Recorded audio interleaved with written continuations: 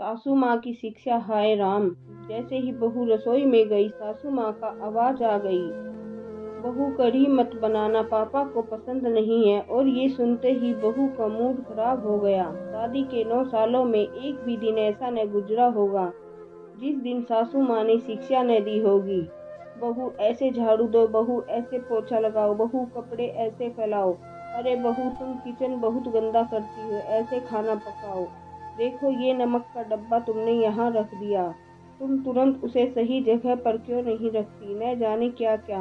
बहू एक पैर भर पर भी खड़ी ही रहती, मगर मजाल की सासू माँ की 2 पैसे की भी सराहना मिले। अब तो सासू माँ के मुंह से बहू सुनते ही बहू का दिल जल जाता। ओहो, अब क्या, अब कौन सी नई शिक्षा बाकी है।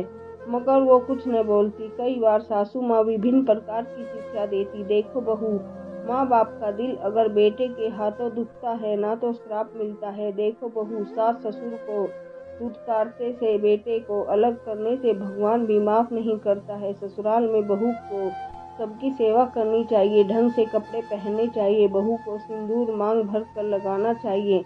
वो चुपचाप सुन लेती और कुछ न कहती। वो तो लगातार 9 साल से साथ थी और उसकी सभी शिक्षा को मान भी रही थी, मगर सासू माँ की शिक्षा कम होने का नाम ही नहीं ले रही थी।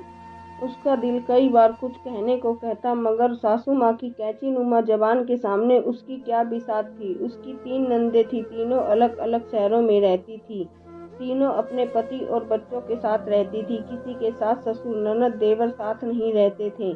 तीनों पूरी आधुनिकता के साथ जी रही थी। जींस पहनती थी, न हाथों में चूड़ी न मांग में सिंदूर। इन 9 सालों में उसका मन अपने और नंदों की स्थिति के फर्क से इतना नैराश्य भर गया था कि उसने किसी भी बात का प्रतिरोध या प्रतिवाद करना बंद कर दिया था। एक दिन बहू सासू माँ के कमरे के पास से गुजर रही थी कि अचानक छिटक गई। सासू माँ काफी धीरे धीरे फोन पर अपनी बेटी से बात कर रही थी और कह रही थी, एकदम सास ससुर को घर चढ़ने मत देना, नंदों को भी मत आने देना, तुम्हारा बोझ बढ़ जाएगा, बच्चों की पढ़ाई खराब हो जाएगी, सास की टोका टोकी से जीना दूभर हो जाएगा।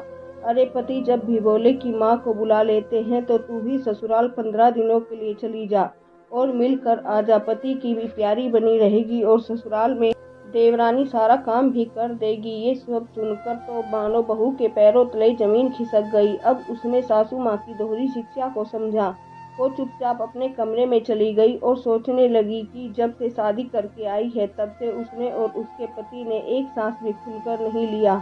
हर बात पर शिक्षा, हर बात पर धमकी नुमा बातें, श्राप और भगवान का डर।